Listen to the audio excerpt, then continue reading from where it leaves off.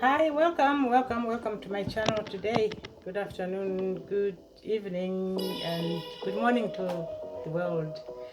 I'm so excited today because I got finally my book that this is my first book that I wrote, and I'm so excited and grateful to my son and to um, my children, all of them.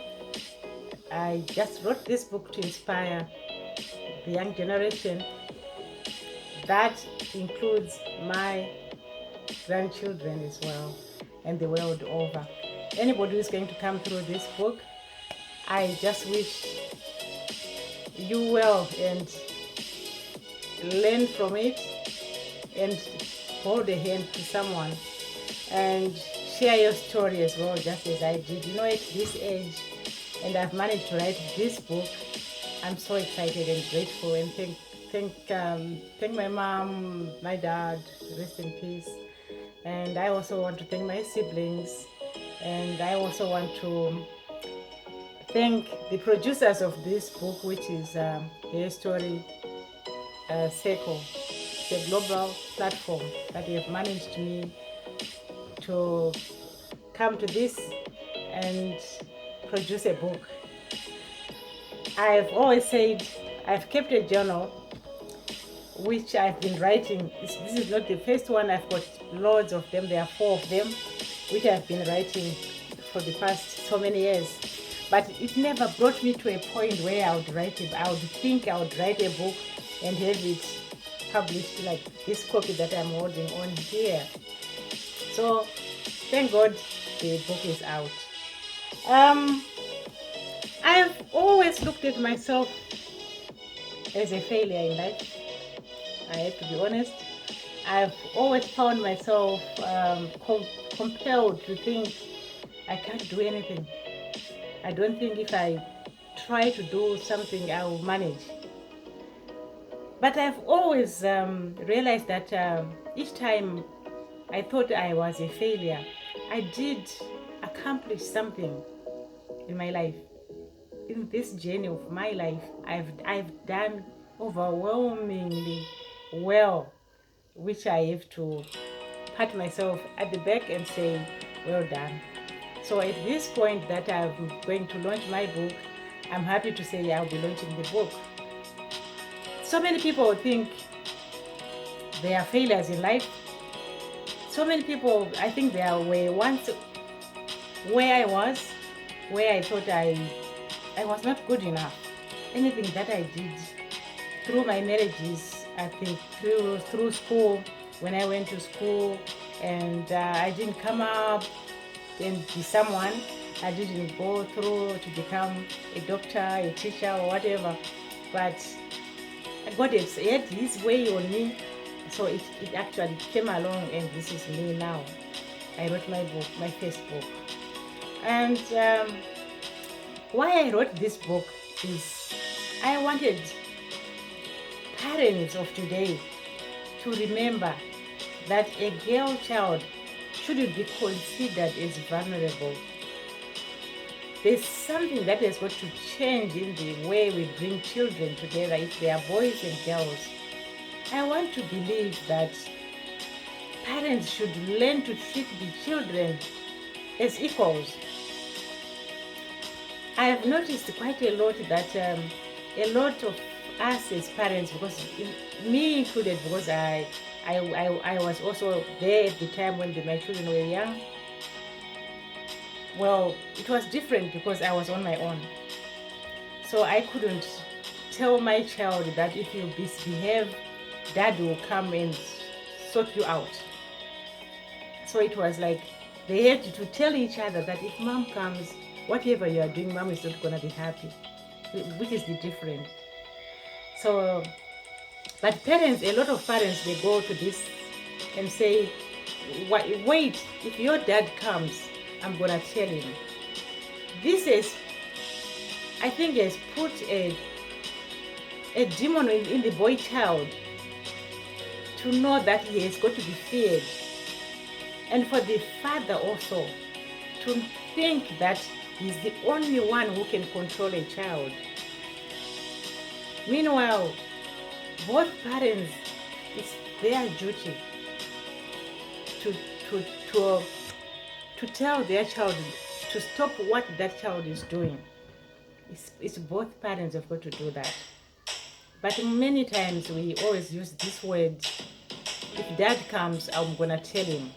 Does that mean you as a mother, you cannot manage your son or your daughter?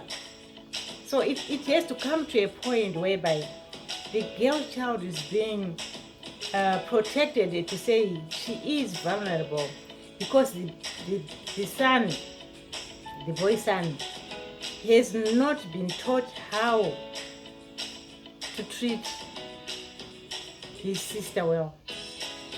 So he goes on to grow up to become a man, and he has got no respect for his wife either. He has got no respect even for a woman that he meets in the street. That's when you end up seeing boys beating up a sister on the streets because he's not dressed properly, because she was doing something and they didn't like it.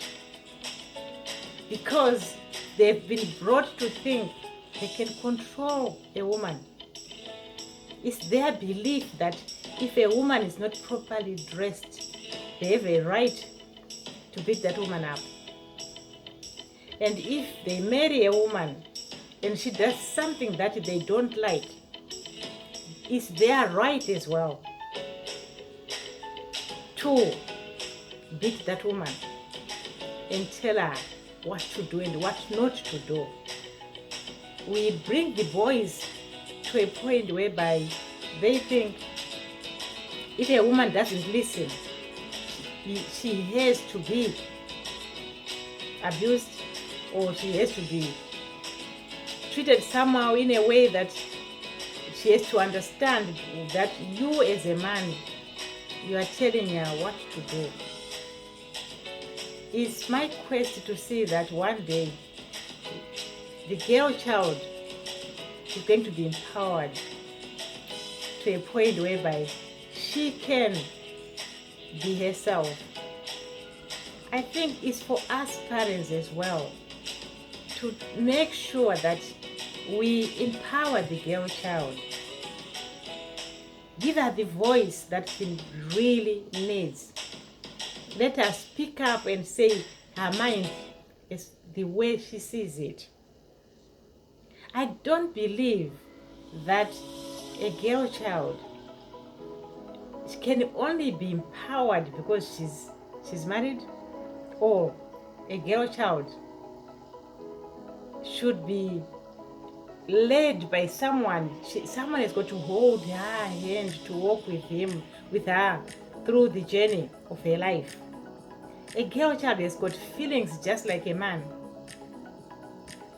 A girl child has got to choose, to be given the willy-nilly to choose what she wants, but to advise her if things are not going to be well in a correct way, so that she doesn't get into things which are wrong.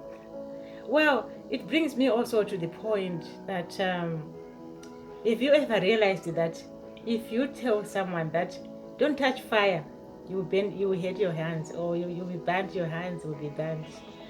If you realize that we remember, even if with children, if they would pull out a stick with fire on it, and then people would say, let her touch it, or let him touch it, so that she knows or he knows that there's fire at the end of this stick, so it will hurt.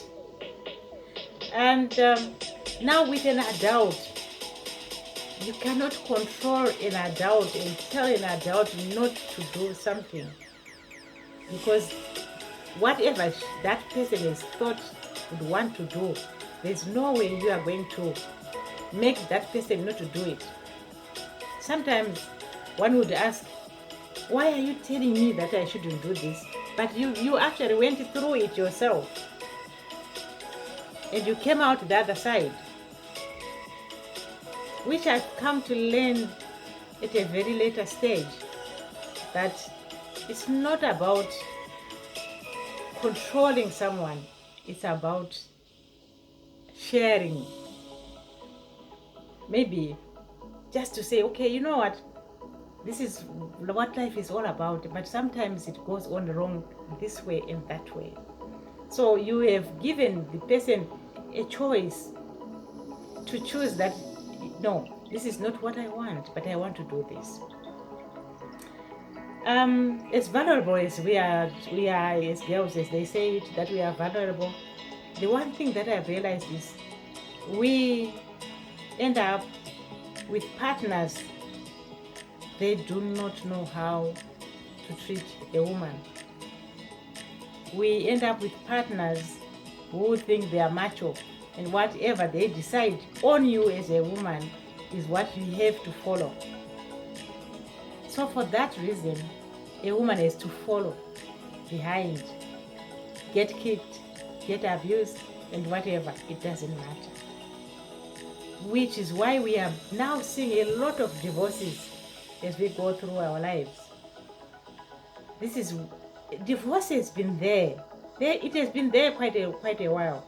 But as we see it now, I do see it through the women that I go through counseling. When they talk to me, my heart falls for them, because I was once in that scenario. I really get to a point where I bleed in myself. I do have that pain and think, wow, I did go through this at one time.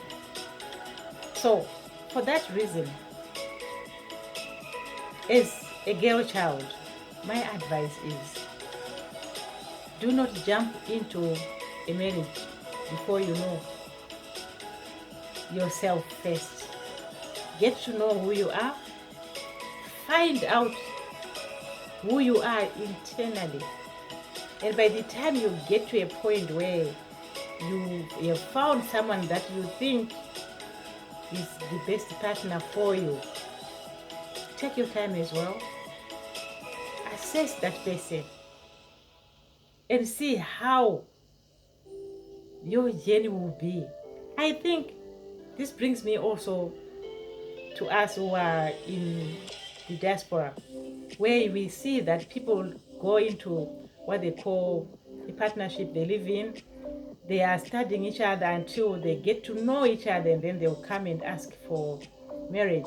That is, they've known each other. They know they can control their tempers to each other.